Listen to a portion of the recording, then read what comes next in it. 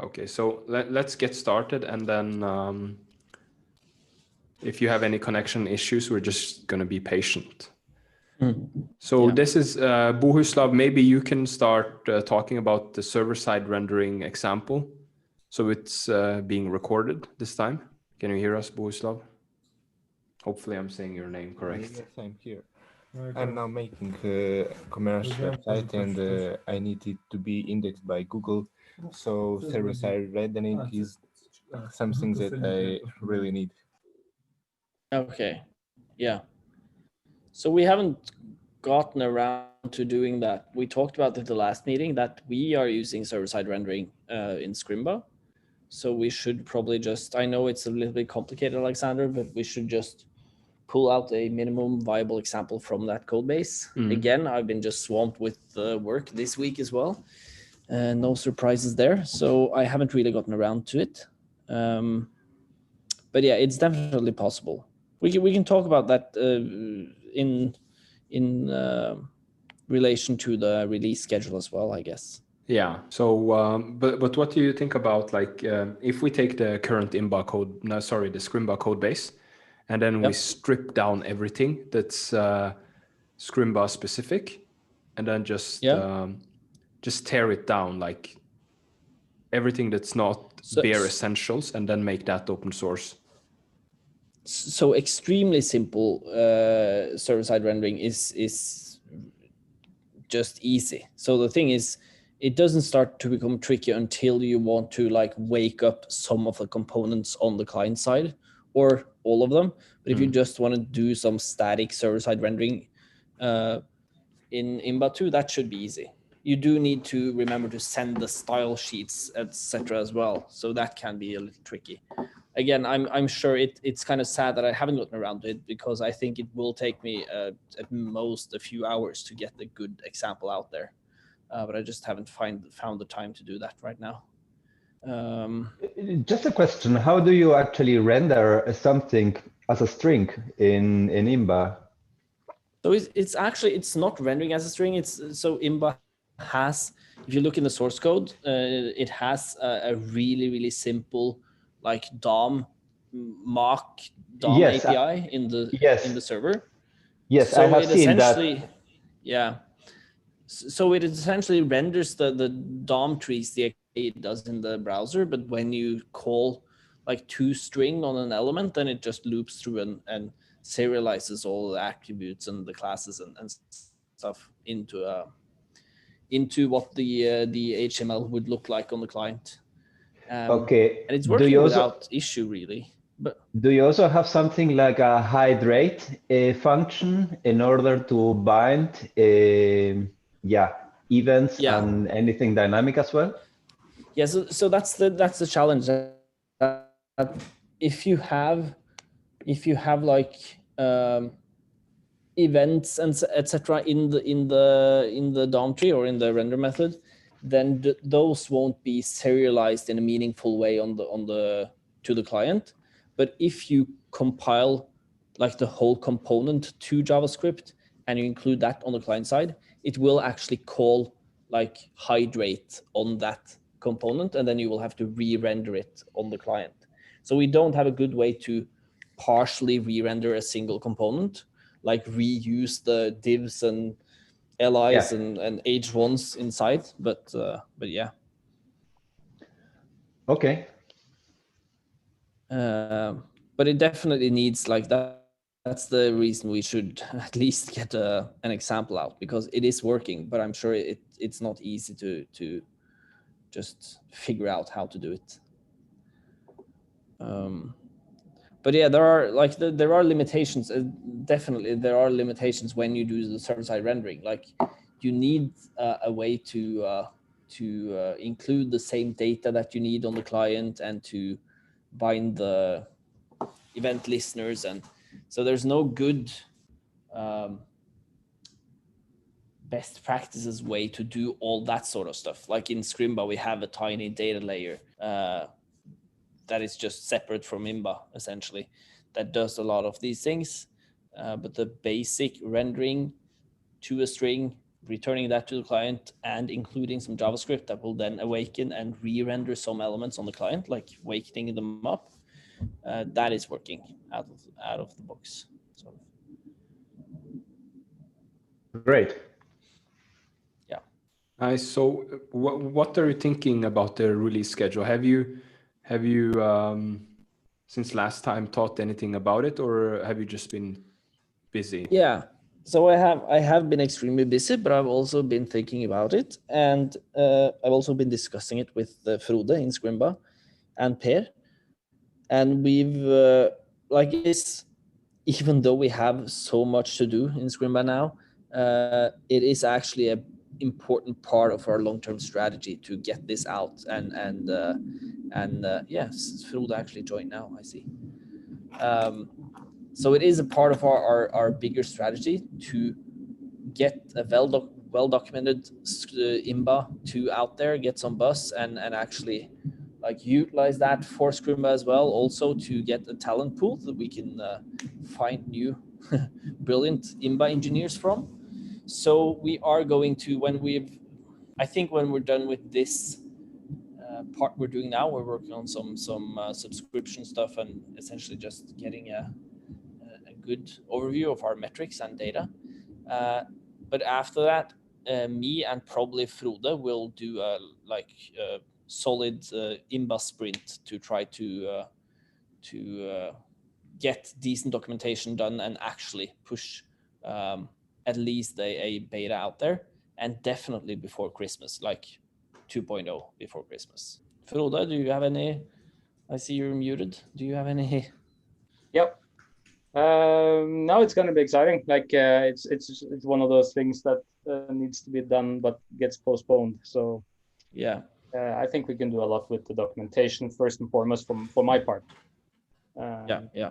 And just testing and getting things out. Yeah, cool. So if we move on to the documentation status, did you get a chance to talk with Nathan? No, he has reached out, but I've been just postponing things. I reached out to him again today and said that I am open for some sessions in the evening time like now this week. So hopefully he'll be able to do that as well.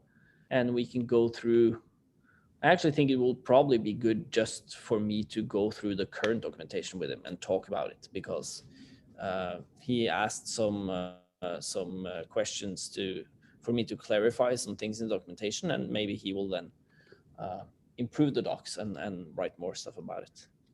I have also been experimenting a little bit with some Imba, even Imba syntax and some Imba stuff related to working on the data library with Scrimba, but that's just some experimentation. I will, and I also, by the way, I've reorganized the runtime source code into much more manageable and logical files. I think that's just locally on my branch I have locally, but I will push that this week for sure. It's just a reorganization that makes things a little clearer. Nice. Okay, as long as it's compatible with the compilers, it's fun. The compiler isn't any different. And I would like you, Loris, maybe we could even now schedule a session, the two of us, for this week. I would like to go through the actual options that you can send into the compiler and rename some of them and make them just more understandable. Like standalone is a really weird thing now. So when it says standalone, it actually bakes in the runtime. Yes. So it's just opposite of what it sounds like. Yes, I know.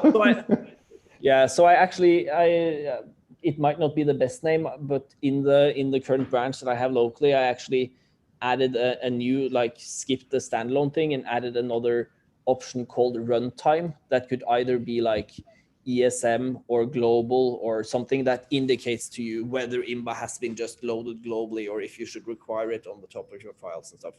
But I think you are probably the guy to talk to figure out the best solution for this. I would love to. Yes. And as I mentioned before, it's just a time issue. I would really like to check out with you the possibility of trying to get the the ESBuild compiler working in the Scrimba Scrimba build chain, essentially, because we build a lot of different bundles for the client and stuff. Yeah, would you be able to make some, well, fake Imba code available to me, something that just goes beyond a couple of lines? I need to stress test this. I need to see how it behaves with, I don't know, with some 15 different source files. Yeah, maybe we can try. If we talk on Discord, then we could try with the actual Scrimba front end, because it shouldn't Okay, be too difficult you for can you to set up share. and Yeah, you can share Yeah, your yeah. screen then, and we do it locally on your PC. Yeah.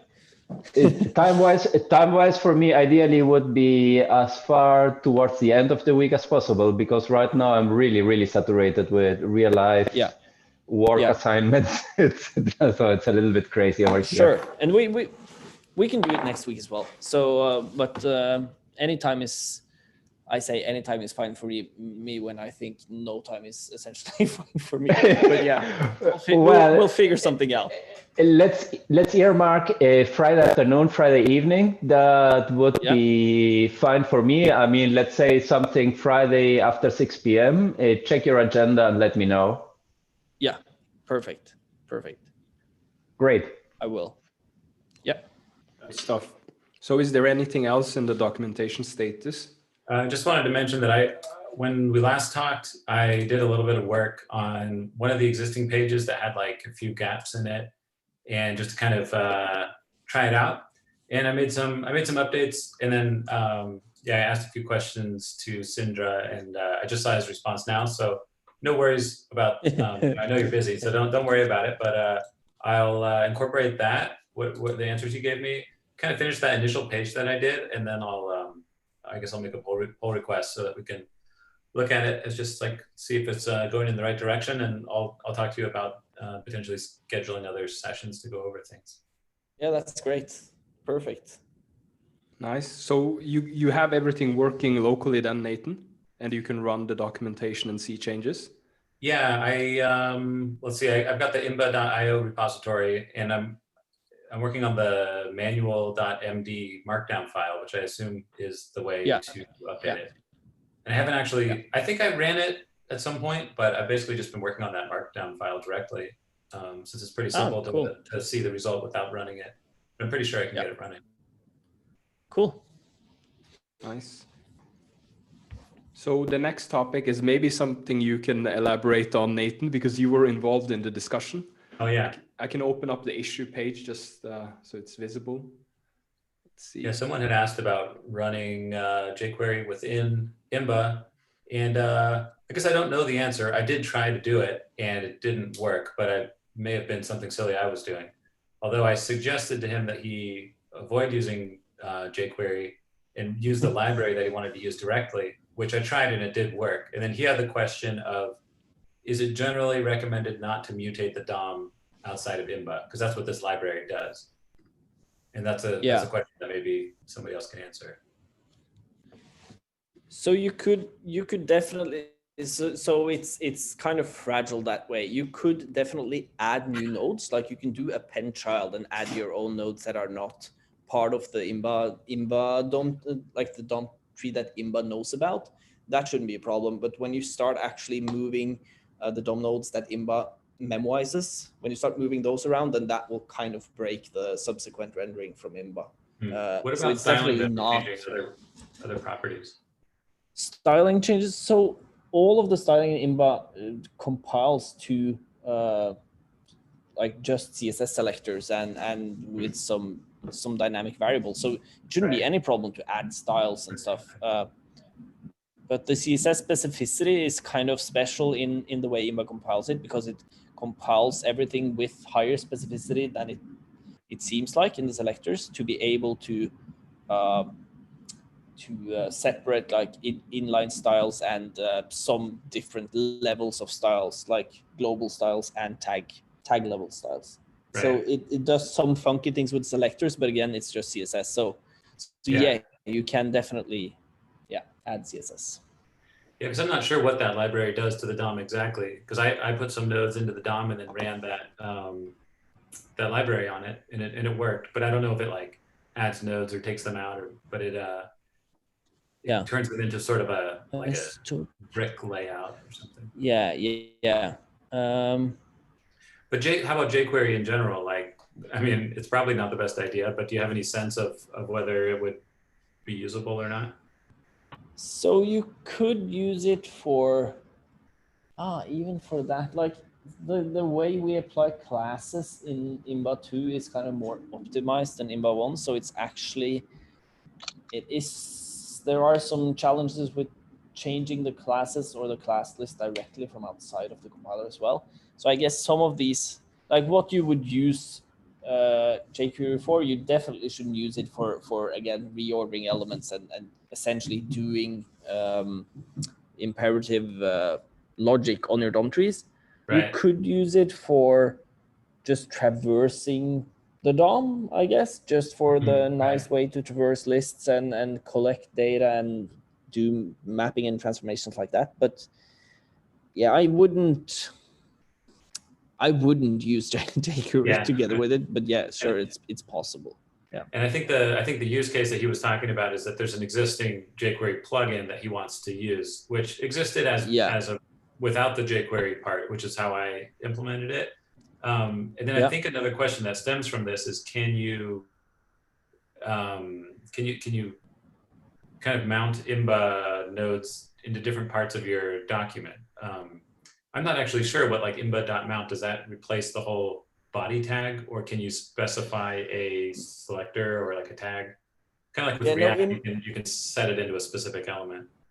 Yeah, so if you add, it's probably not documented. If you add a second argument to Imba mount, that says like which element you want to mount it into, and the default is just mounting something into the body element.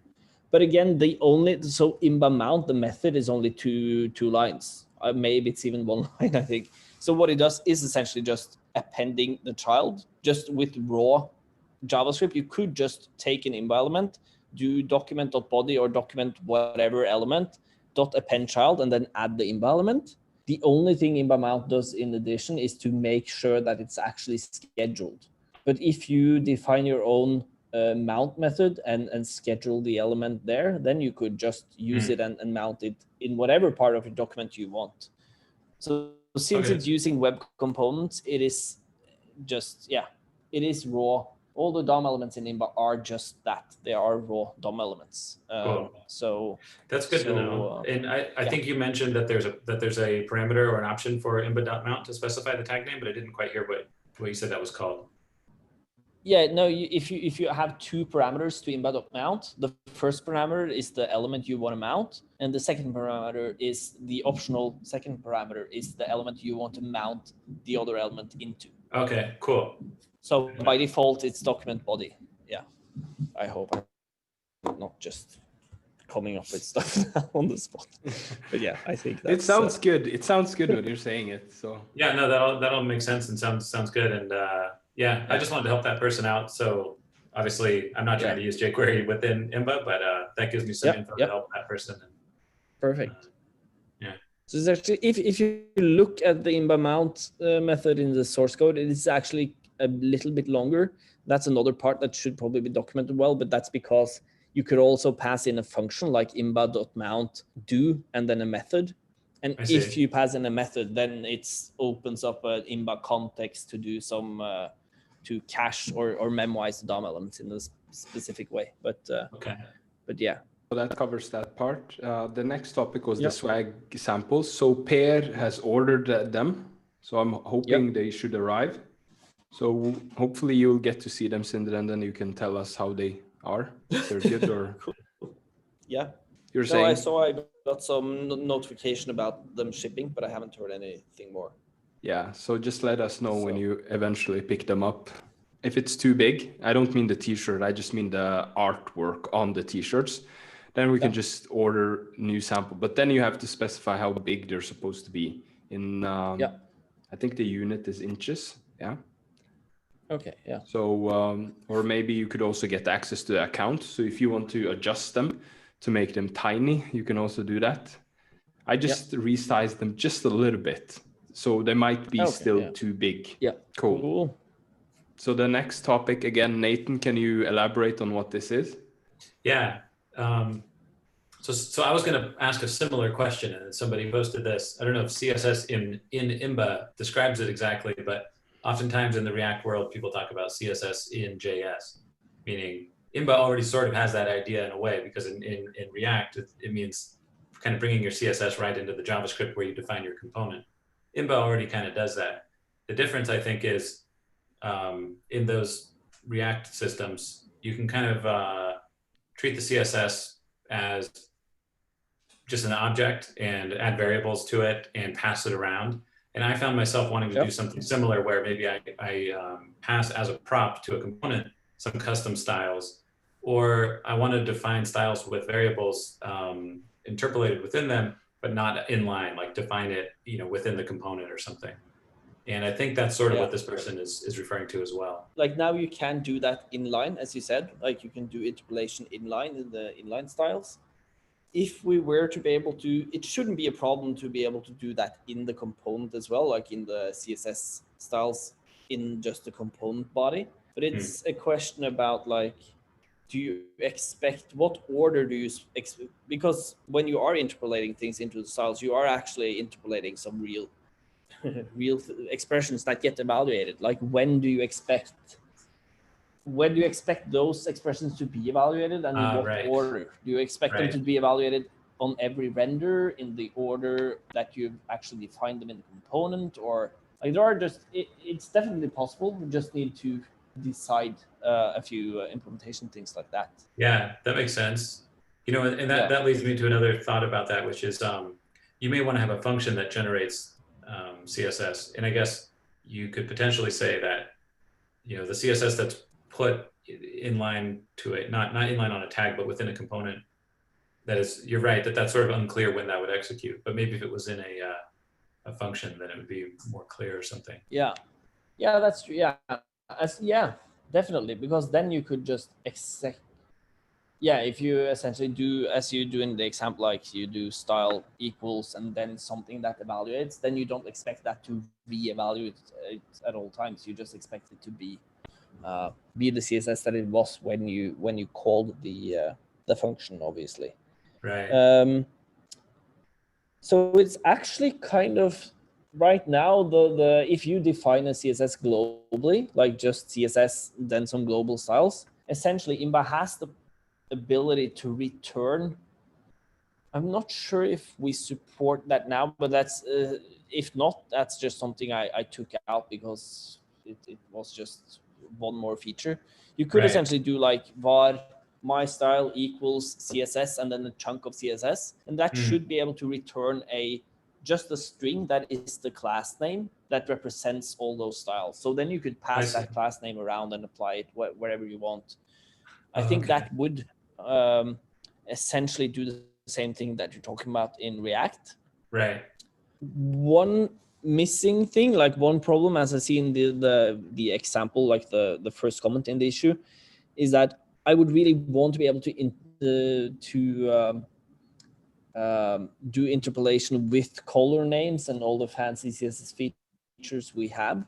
If you do like C : and then an interpolation of blue 3, which is like the one of the blue tints that ships with Imba that you can also customize. If we want to support that, then we need to add all the theming stuff in the client, like export those in the style sheets as well. Right now, we actually only add the actual colors and things you use. So there are some tricky things there. Yeah, that makes sense. I know one way we can support it if we essentially just add CSS variables for every hue, saturation, and lightness property for all the colors. Then we can do like client side actually mix them together and allow you to do transparency and stuff dynamically. But without that, it's actually kind of problematic. So that makes sense. And I do hesitate to suggest kind of new features, because I feel like, you know, you do want to get to a point of releasing and there's a million features you can add. I found that this was something that tripped me up, not so badly, but repeatedly I ran into the desire to do this, because you can kind of more flexibly create components that can be customized without having to create new components. But you mentioned some good points. And I feel like sometimes the distinction between an inline style and one that's not inline, the fact that it behaves slightly differently is a little bit surprising at times. Yeah, I agree about that. Definitely. Maybe I can add some context to this issue later. I'll try and think of some good examples of cases where you would want this, so that it's not just a kind of theoretical concern, but give some real world. Yeah, that would be fantastic. Examples. Maybe then maybe I'll see that, yeah, we really need to fix this, or I can see that, hey, there are better or other ways to do this in Imba. I still have something on the wish list. Do we actually have a testing framework for Imba, a kind of unit test? We have a testing framework that ships with Imba, but that's very kind of like legacy, but it does work. I haven't really used it. I cloned it for another project, but I haven't. It's not packed and ready to use. Yeah. But there are something there. It was essentially initially it was a clone of what was the Ruby testing framework? RSpec. I don't remember. RSpec. It was essentially a clone of RSpec initially. But the version that is in the Imba repository now is actually kind of cool, because it allows you to use like Puppeteer and run the tests in like run browser and server tests together and stuff. But yeah, it's something we should formalize and get out. But I guess not yet. Because it's also a nice way of studying Imba just by looking at the test cases. It's an easy way of documenting as well. If you just write the test case and nothing else, people know what is actually expected and can write some text around it. Yeah, that's true. Yes, it sounds like you're getting tired, Sindre. Is it time for bedtime? It's actually, I'm usually in bed almost an hour ago these days. But I get up at 3 or 4. So is Yeah. the next meeting like date 2 weeks from now around this time good? Yep, Yeah, I sounds think good. so. It's really cool that so many people are showing up now. It's starting to feel like an actual community, you know? Yeah, feels good. Well, it's worthwhile. Let's wrap up. So thanks for taking the time, Sindre. And this was an efficient and good meeting, I think. yeah, this one was short. So Yeah, perfect. thanks. Cool. Thanks, everybody. So, right. Okay, thank you very folks. much. Bye-bye. Bye-bye. Bye-bye.